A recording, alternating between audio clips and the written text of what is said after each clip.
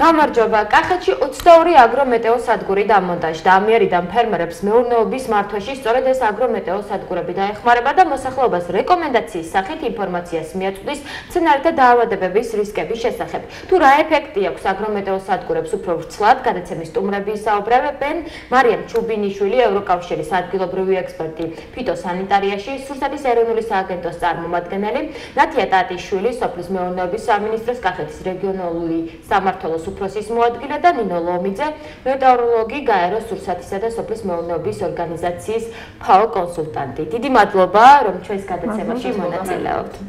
მარია, პირველი კითხვა თქვენთან მექნება, რა სარგებლობას მოუტანს აგრომეტეო სადგურები კახეთის მოსახლეობას?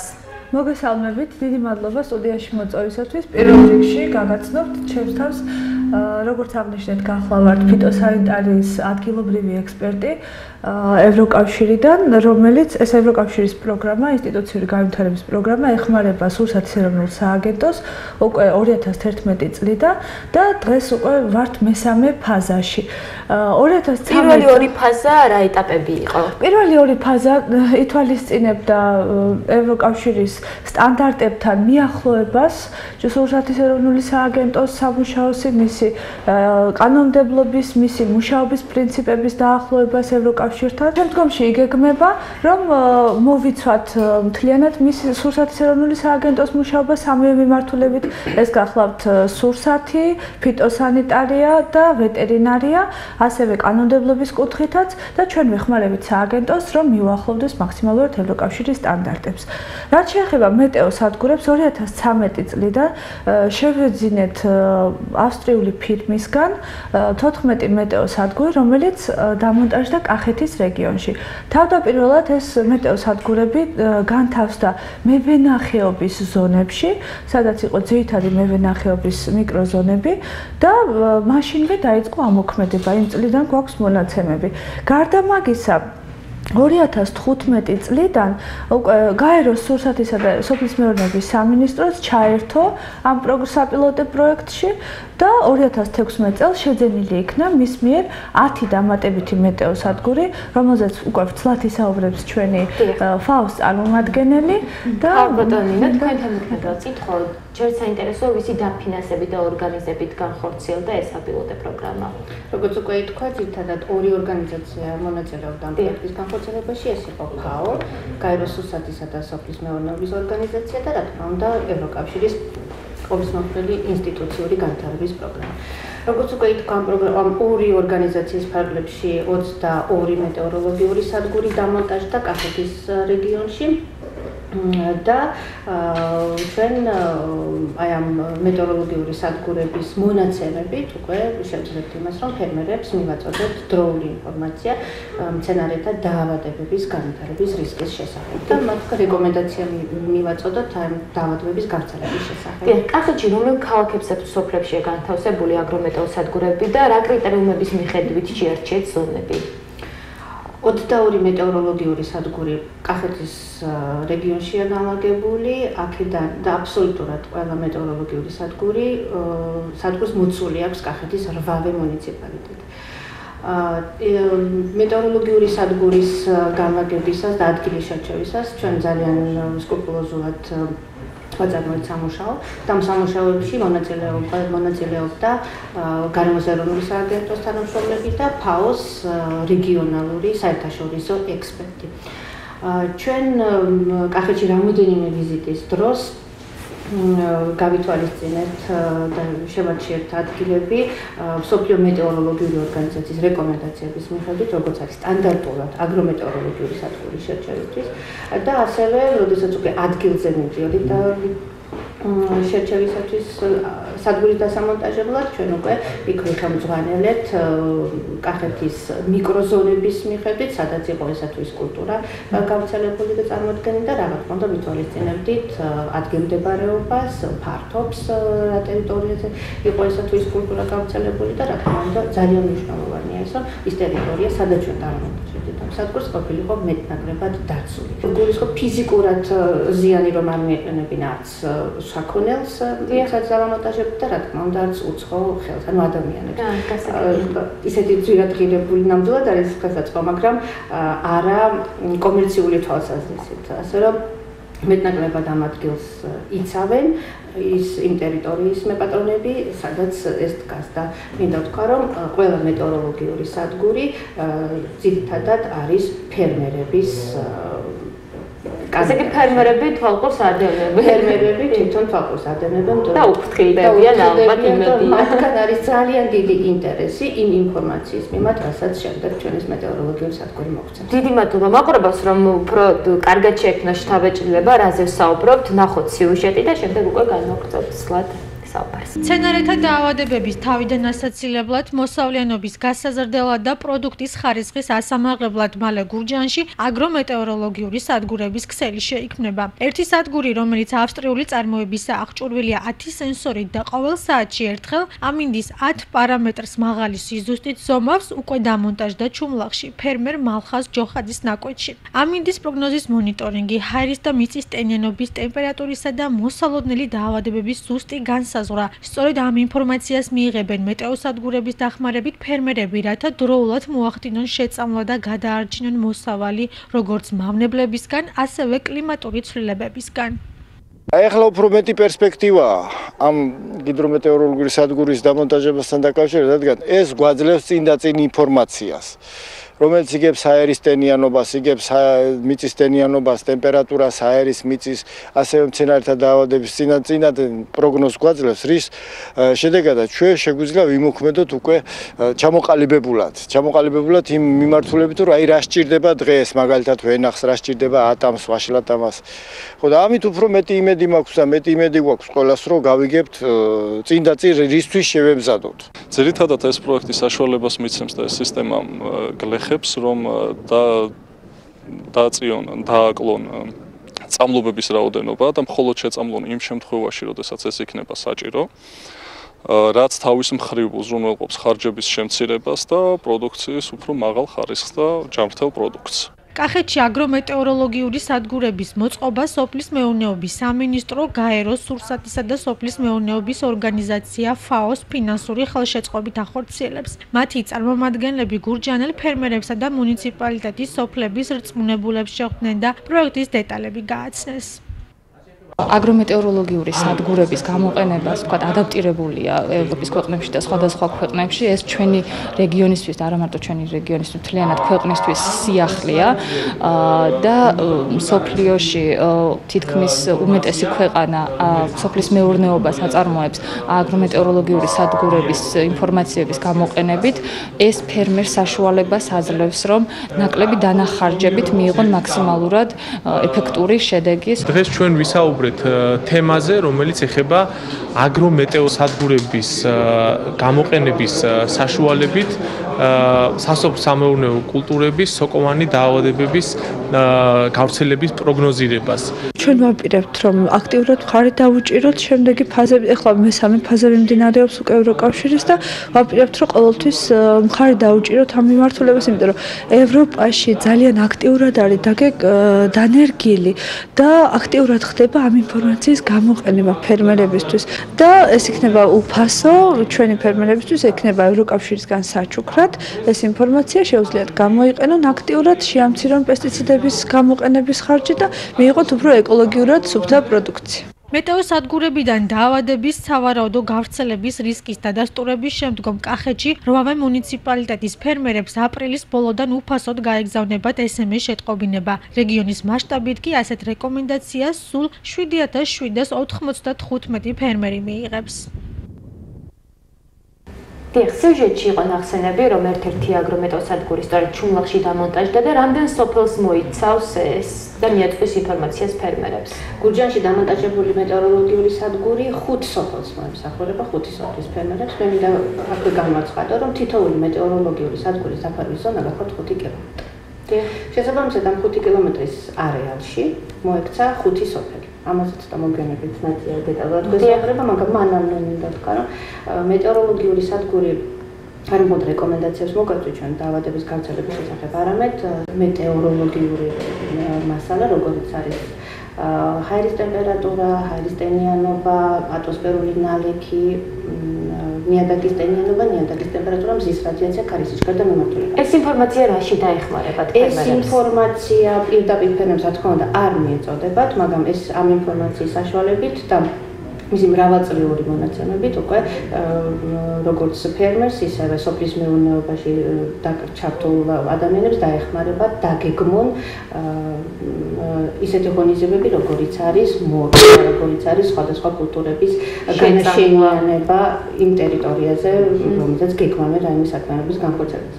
ანუ, როდესაც ჩვენ ვფიქრობდით მეტეოროლოგიური სადგურის აღჭურვა შესაბამისი სენსორები, ჩვენ ორი მიმართულებით ვფიქრობდით. ერთი ეს იყო, რომ შედარებით მოკლე ვადიანი, როგორიც არის ინფორმაციის მიწოდება დაავადებების გავრცელების შესახებ და მეორე, გრძელვადიან ჭრილში, ხნათესვაში გამოსაყენებელი ინფორმაცია და მოწვაში. დიახ, უფრო ვრცლად რა სახის ინფორმაციას მიაწოდის ქალბატონი მარიამ თქვენთან ერთად კითხვა დიახ. მადლობა.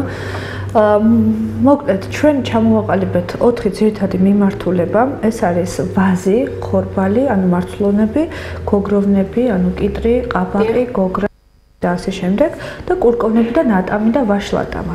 რაც შეეხება ვაზს, ძირითადად ამ 4 მიმართულებაზე იქნება მიწოდებული ინფორმაცია, რა სახის სოკოვანი დაავადების რისკი შეიძლება იყოს განვითარებული, რისკმა შეიძლება დაიწყოს ზრდა. და რაც შეეხება ვაზს, გვექნება შემდეგი სახის ინფორმაცია, ეს არის ჭრაქი, ნაცარი, ანთრაკნოზი და სიდამპლეები, როგორც ნაცრისფერი, ასევე შავი სიდამპლე. ხორბალთან დაკავშირებით მინდა ვთქვა, რომ აქაც იქნება იგივე სოკოვანი დაავადებების პროგნოზირება, ჟანგა, ფუზარიოზი, სეპტორიოზი, ანთრაკნოზი. და გოგროვნებს რაც შეეხება, ეს არის კიტრი, ყაბაყი, გოგრა და ნესვი, ასევე საზამთროც, ნაცარი, ალტერნარიოზი და სეპტორიოზი, ფიტოფტოროზი. და კურკოვნებში, რომელიც ძალიან დიდი პოპულარობით სარგებლობს ამ ბოლო წლებში, ატამი და ვაშლატამა, გურჯაანის მუნიციპალიტეტში ბევრს მოყავს ეს კულტურები, იქნება მიწოდებული ინფორმაცია, როდის არის განვითარების რისკი და ეს დაავადებები არის ფოთლის სიხუჭუჭე, ასევე ნაცარი, მონილიოზი და კლადოსპორიოზი. როდის შეწამლონ ამის შესახებ თუ ექნება ინფორმაცია? ეს იქნება მოკლე, როგორც თვითონ თავის შეშინარს. ამაზეც მინდა კითხოთ, როგორ მოხდება ორგანიზება? როგორც კი ჩვენი სპეციალისტი მუდმივ რეჟიმში აკონტროლებს ამ დაავადების განვითარების რისკები, როდესაც იწევს ზემოთ რაღაც გასასრულ პროცენტულობას, როდესაც ცილდება და მაშინვე აცნობებს ამ ცენტრს, საიდან გაიგზავნება SMS-ები, რომ დაახლოებით ასეთი შინაარსის იქნება. თქვა სურსათის ეროვნული სააგენტო გატყობინებთ, რომ ამა და ამ თარიღზე, თქვა მაგალითად 3 მაისი ავიღოთ, არის ვაზში ჭრაქის განვითარების რისკი, თქვა 80% დაავადების განვითარების რისკი და დაგეგმებთ მცენარეთა დაცვის ღონისძიებები. ამის შემდეგ ფერმერი უკვე იქნება თავისუფალი თავის არჩევანში, რომ შეიტანოს ცვლილება თავის მცენარეთა დაცვის სისტემაში. ანუ თვითონ რომელი პრეპარატიც უნდა, შესაბამისი რაც არის თქვა მაგალითად ჭრაქისთვის, უნდა შეუძლია აირჩიოს თავისი სურვილის მიხედვით და შეასხუროს ის პრეპარატი. შეუძლია სულაც არ დაუჯეროს ამ ინფორმაციას და არ შეასხუროს მიყვეს თავის სქემას, მაგრამ ეს არის ჩვენი რეკომენდაცია, ჩვენი რჩევა არის ფერმერებისთვის, რომ ამ დროს თუ გაითვალისწინებენ და ამ ვადებში შეწამლიან, თავიდან აიცილებენ დაავადების განვითარების რისკებს. დიახ, თქვენ ახსენეთ, რომ შეუძლიათ არ დაუჯერონ. ყოფინებას საინტერესო არის, რა რისკებთან არის დაკავშირებული აგრომეტეოსადგურის მუშაობა, რამდენად ზუსტ ინფორმაციას აწვდის ფერმერებს. აი ალბათობა არის, რომ შესაძლოა შეცდეს სადგური და რა თქმა უნდა, მართალი ხართ. მაგალითისთვის მინდა მოვიყვანო მსოფლიო გამოცდილება, როდესაც ჩვენ 2013 წლისთვის გეგმავდით, რომ საქართველოში, კერძოდ კახეთის რეგიონში დაგვემონტაჟებინა ეს მეტეოსადგურები, ჩვენ მთავარი ამოსავალი წერტილი იყო კლიმატ-გონივრული სოფლის მეურნეობის დანერგვა საქართველოში. ევროპის მაგალითი შემიძლია მოვიყვანო, ასევე შემიძლია ამერიკის მაგალითი მოვიყვანო, ბევრი სხვა ქვეყნის, სადაც სოფლის მეურნეობაში არ ხდება არანაირი ღონისძიების გატარება, ამ ინფორმაციის მიღების გარეშე.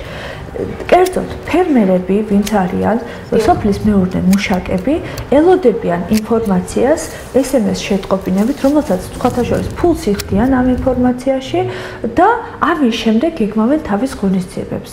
და ეს ბევრად უფრო დიდ შედეგებს იძლევა საბოლოო ჯამში მოსავლის მიღებისთვის, ვიდრე ასეთი დაგდგენილი რაღაც რუტინული შესხურებები. ხომ არ იგეგმება მომავალშიც რომ ფასიანი გახდეს ამ ინფორმაციის მიწოდება? ჩვენ როდესაც ეს მე შემიძლია ამ ეტაპისთვის თამამად განვეცხადო, რომ ეს არის საპილოტო პროექტი კახეთში, ეს იყო საჩუქარი ევროკავშირისგან და გაეროს სურსათის ეროვნული სააგენტოსგან, ორგანიზაციისგან ჩვენი ფერმერებისთვის და კახეთის რეგიონში, რომელიც არის საპილოტე, ეს ინფორმაცია ფერმერებს უფასოდ, უსასყიდლოდ მიეცემათ და შეუძლიათ დროულად მოახდინონ დაავადების დიაგნოზირება.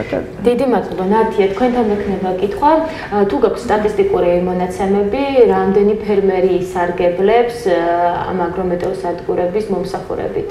მადლობა ნინო, მიგესალმებით ჩვენს ტელემაყურებელს, დიდი მადლობა სტუდიაში მოწვევისთვის. გვაქვს ამ ეტაპისთვის სტატისტიკური მონაცემების, როგორც უკვე აღნიშნეს, 10 აგრომეტეოროლოგიური სადგური განთავს და ახლახანს 2016 წელს გაეროს სურსათისა და სოფლის მეურნეობის ორგანიზაციის დაფინანსებით. პირველი ეტაპისთვის, ასე ვთქვათ, საპილოტო პროექტში მოხდა დაახლოებით 8000-მდე ფერმერის მონაცემების მობილიზება. როგორც ნინომ აღნიშნა, ერთი მეტეოსადგური ფარავს 5 კილომეტრის რადიუსს. სწორედ აქედან გამომდინარე, მთელი რეგიონის მასშტაბით აგრომეტეოროლოგიური სადგურების განთავსების მიხედვით მოხდა სოფლებში არსებული ფერმერთა მონაცემების მობილიზება. ამ პროცესში აქტიურად იყვნენ ჩართულები სოფლის მეურნეობის სამინისტროს საინფორმაციო საკონსულტაციო სამსახურები თითოეულ მუნიციპალიტეტში და აგრეთვე ადგილობრივი თვითმმართველობის წარმომადგენლები. დაახლოებით ამ ეტაპისთვის ამ 8000 ფერმერის მიხედვით სულ რეგიონში მოცულია 7800 ჰექტარი. ამ ფართობში შედის როგორც ვაზის კულტურა, ასევე ხილოვანი კულტურა, მარცვლოვანი კულტურები და გოგრონები. ეს უკვე იმის მიხედვით, თუ რომელ მუნიციპალიტეტშია აგრომეტეოროლოგიური სადგური განთავსებული. დაზუსტებისთვის ვიტყვი, რომ დედოფლისწყაროს მუნიციპალიტეტში აგრომეტეოროლოგიური სადგური ინფორმაციას შეაგროვებს მარცვლოვან კულტურებზე, გურჯაანის მუნიციპალიტეტში იქნება როგორც ვენახი, ასევე ატამი და ვაშლატამა, ხოლო ლაგოდეხის მუნიციპალიტეტში იქნება გოგრონები, ხოლო დანარჩენ მუნიციპალიტეტში იქნება ვენახზე ინფორმაცია. თუ გაქვთ ინფორმაცია, ალბათ ექნება თქვენ ამის შესახებ, მუნიციპალიტეტებში რამდენი ცალი არის დამონტაჟებული, მაგალითად გურჯაანში, რამდენი არის თელავში და სხვა მუნიციპალიტეტებში. საპილოტო პროექტის ფარგლებში და თითოეულ მუნიციპალიტეტში ერთი მეტეოსადგურია განთავსებული, გარდა დედოფლისწყაროს და სამარეთში, სადაც ორ-ორი აგრომეტეოროლოგიური სადგურია განთავსებული, ეს უკვე იმ ფართობების მიხედვით, რომელი ფართობების. და ასევე აგრომეტეოროლოგიური სადგურები, რომელიც 2016 წლამდეა განთავსებული, ეს აგრომეტეოროლოგიური სადგურებიც გურჯაანში პროექტია განთავსებული და თელავში. და თუ იგეგმება კიდევ დამატება მომავალში ამ პროექტის ფარგლებში? ამ საპილოტო პროექტის ფარგლებში ამის მიზნობრიობა არის ის, რომ დამკვიდრდეს და ეს კულტურა, რაც შეიძლება მეტად დამკვიდრდეს მოსახლეობაში, რომ გამოიყენონ ის ინფორმაცია, რასაც აგრომეტეოროლოგიური სადგურისგან მიიღებენ, მომავალში სასურველი იქნება, თუ სხვა რეგიონებიც შეერთებიან საქართველოში უკვე ამ აგრომეტეოროლოგიური სადგურების პროექტში. სიუჟეტში იყო ნახსენები, რომ თქვენ შეხვედრებს მართავთ და რამდენად ორგანიზებით სწორად აწვდით ინფორმაციას აგრომეტეო სადგურების შესახებ. რა თქმა უნდა, ჩვენი გადაცემიდანაც გაიგებენ და შეიტყობენ ამის შესახებ, მაგრამ თქვენ როგორ მიგაქვთ ინფორმაცია სადგურების შესახებ მოსახლეობასთან? სულ ახლახანს თითოეულ მუნიციპალიტეტში ჩატარდა საინფორმაციო სახის შეხვედრები. ამ საინფორმაციო სახის შეხვედრებს ესწრებოდნენ როგორც ფერმერები, ასევე ადგილობრივი თვითმმართველობის წარმომადგენლები და ჩვენი საინფორმაციო საკონსულტაციო სამსახურების თანამშრომლები. მაქსიმალურად ინფორმირება მოხდა ფერმერების თუ რა სახის ინფორმაციას მიიღებენ, რაში შეუძლიათ გამოიყენონ ეს ინფორმაცია, ასევე დაზუსტებისთვის მათ ეცნობათ, რომელი სოფლებია მოცული თითოეულ მუნიციპალიტეტში ამ აგრომეტეოროლოგიის სადგურის დაფარვის ზონაში და აქვე დაზუსტებისთვის მინდა, როგორც შეხვედრებზეც გაჟღერდა ეს და აქვეც მინდა რომ დავაზუსტო, რომ თითოეულ ფერმერს, თითოეულ მუნიციპალიტეტში, რომ დარწმუნდეს არის თუ არა სიაში და რამდენად მოხდა მისი სასოფლო-სამეურნეო სავარგული ამ დაფარვის ზონაში, შეუძლია ინფორმაციისთვის მიაკითხოს როგორც სოფლის მეურნეობის სამინისტრო საინფორმაციო საკონსულტაციო სამსახურს, ასევე იმ სოფლის რწმუნებულს, რომელს სოფელშიც აქვს სასოფლო-სამეურნეო სავარგული. კიდევ ერთი ინფორმაცია ალბათ საინტერესო იქნება ჩვენი მოსახლეობისთვის, რომ იმ შემთხვევაში თუ ფერმერი აღმოაჩენს, რომ ასე ვთქვათ, მის მეზობელ ფერმერს SMS შეტყობინება მიუვიდა, მაგრამ მას ანიცვლია ეს SMS შეტყობინება, სიაში დამატება პრობლემას არ წარმოადგენს, როგორც უკვე აღნიშნე, ამ ეტაპისთვის 8000-მდე ფერმერი გვყავს ამ საპილოტო პროექტის ფარგლებში და დამატებისთვის მათ უნდა მიაკითხონ ისე სოფლის რწმუნებულს ან ჩვენ საინფორმაციო საკონსულტაციო. SMS შეტყობინებებზე საინტერესო ოჯახის ერთ წევრს მიუვა ეს შეტყობინება თუ ოჯახის ყველა წევრი მიიღებს ამის შესახებ ინფორმაციას ან თუ ტელეფონის ნომერს გამოცემ ალბათ ისე უნდა მიმართონ ადგილობრივ ტერიტორიულ ორგანოს. ანუ ამ ბაზაში თვითონ ფერმერების ბაზაში შესულია ერთი ნომერი, ანუ ვინც ფლობს სასოფლო-სამეურნეო სავარგულს. იმ შემთხვევაში თუ ტელეფონის ნომერი გამოსაცვლელია, ან სხვა ოჯახის წევრზე უნდათ რომ მიუვიდეთ SMS შეტყობინება, ესეც არ წარმოადგენს პრობლემას, მარტივად შეიძლება სიაში ახალი ნომრის დამატება. ან უბრალოდ ჩანაცვლება სხვა პირით. უპირველეს ყოვლისა მინდა გითხრათ, რომ ჩვენ არა მხოლოდ მას შემდეგ დავიწყეთ ინტენსიური კამპანია ფერმერებთან, როდესაც დავაინსტალირეთ მეტეოროლოგიურ სადგურები, არამედ მანამდეც არაერთხელ მოხდა ფერმერებთან შეხვედრა ჩვენი პროგრამის წარდგენამათვის. ეს იყო ის პერიოდი, როდესაც ჩვენ ვფიქრობდით და ადგილებს ვარჩევდით მეტეოროლოგიური სადგურის გაზამონტაჟებად. ასე რომ ჯერ კიდევ წლის დასაწყისში იცოდნენ მათ აი ამ პროგრამის შესახებ და მინდა გითხრათ, რომ თითოეული ფერმერისგან ძალიან დიდი დაინტერესება იყო და ძალიან დიდი სურვილი, რომელიც იყო მალე დაინსტალირებული იყო მეტეოროლოგიური სადგური და ის ინფორმაცია, რაც ამ სადგურიდან მიიღებდნენ ისინი, კეთოთ დაავადების შესახებ რეკომენდაციას, რაც იყო მალე გაშვებული იყო. ასე რომ ინტერესი ძალიან დიდია ფერმერებისგან და ძალიან დიდი მადლობა მინდა მათ ამისთვის გადავუხადო და ჩემი მხრიდან მინდა დავძინოთ და დავაზუსტო, რომ ის ინფორმაცია, რაც მოვა რეკომენდაციის სახით ფერმერთან, ის იქნება ზუსტი. ამ სიზუსტეში რას გულისხმობ? თითოეული მეტეოროლოგიური სადგური, აი მსოფლიო მეტეოროლოგიური ორგანიზაციის მიერ დადგენილი სიზუსტით ზომავს თითოეულ მეტეოროლოგიურ პარამეტრს, რომელიც მე უკვე ზემოთ ჩამოვთვალე. აი ის იმდენად ზუსტია, რომ აი ამ ზუსტი ინფორმაციის დაბლობით შესაბამისი მოდელები უკვე ადგენს მცენარის დაავადების გავრცელების რისკის პერიოდს. შესაბამისად, მე მინდა ვთქვა, რომ ის ინფორმაცია, რომელიც მათ მოვა, არის ზუსტი. და არაზუსტი იქნება იმ შემთხვევაში, თუ რომელიმე სენსორი გამოვიდა თვითონ წყობიდან და არასწორი ინფორმაცია წამოვიდა მისგან. ამ რისკებს თუ ითვალისწინებთ, რომ შესაძლებელია ესეც მოხდეს. რა თქმა უნდა, ეს არის სენსორი, ნებისმიერი სენსორი შეიძლება გამოვიდეს წყობიდან, მაგრამ სურსათის ეროვნული სააგენტო, რომელიც არის პასუხისმგებელი მეტეოროლოგიური ინფორმაციის მიღებაზე, დამუშავებაზე, ანალიზზე და შემდეგ ფერმერზე მიწოდებისათვის, იქ არიან კარგად შესწავლილი აქვთ ამ დანადგარის მუშაობის სპეციფიკა, კარგად იციან, შესაბამისად ისინი ისიერად აღმოაჩენენ შეცდომებს თუ რაიმე იქნება სენსორის მუშაობაში და შემდეგ უკვე შესაბამისად იმოქმედებენ. ანუ თითოეული ღონისძიება რისკი არის გათვალისწინებული, წინასწარ დადგენილია, მაგრამ მინდა გითხრათ, რომ იმდენად მაღალი დონის აგრომეტეოროლოგიური სადგურია მსოფლიოში ამ ფირმას, რომელზედაც ავსტრიული ფირმა, რომელიც მეტეოროლოგიური სადგური ჩვენ დავამონტაჟებთ კახეთის რეგიონში, არის მაღალი დონის, მაღალი სიზუსტის და მასზე ნდობა შეიძლება. დიახ, და ბოლოს რომ შევაჯამოთ გადაცემის ბოლოს, რა შედეგს ელოდებით აგრომეტეო სადგურების ამუშავების შემდეგ?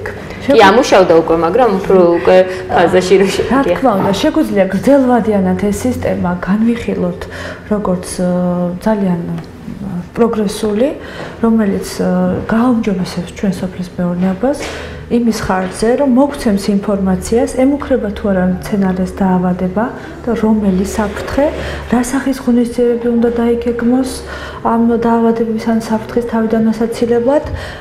ამით ჩვენ შეიძლება შევამციროთ ეკონომიური ხარჯები და დარწმუნებული ვართ, რომ ეს ასეც იქნება და გარემოზე ვიმოქმედებთ ნაკლებად ქიმიური პრეპარატებით, მოხდება ნაკლები დაბინძურება გარემოსი და რაც მთავარია, ჩვენ მივიღებთ ეკოლოგიურად სუფთა პროდუქციას და საქართველოს მომავალი სოფლის მეურნეობაში არის ეკოლოგიურად სუფთა პროდუქციის წარმოება, რადგან ჩვენ ვერც ერთით ქვეყანას ჩვენი პროდუქციის რაოდენობით ვერ გავუსწრებთ, ვერც გავეჯიბრებით. ჩვენ შეიძლება ვაწარმოოთ ეკოლოგიურად სუფთა, გემრიელი და უსაფრთხო პროდუქცია, რომელიც იქნება აბსოლუტურად უსაფრთხო ჩვენი ჯანმრთელობისთვის. მადლობა. თქვენ ნინო რა შედეგს ველოდებით? ძალიან დიდ შედეგს ველოდები. მინდა გითხრათ, რომ მცენარის დაავადების გავრცელება დამოკიდებული არის ამინდის პარამეტრებზე, როგორია ჰაერის ტემპერატურა, როგორია ტენიანობა, როგორც ჰაერის, ასევე ნიადაგის. იქიდან გამომდინარე, რომ ჩვენ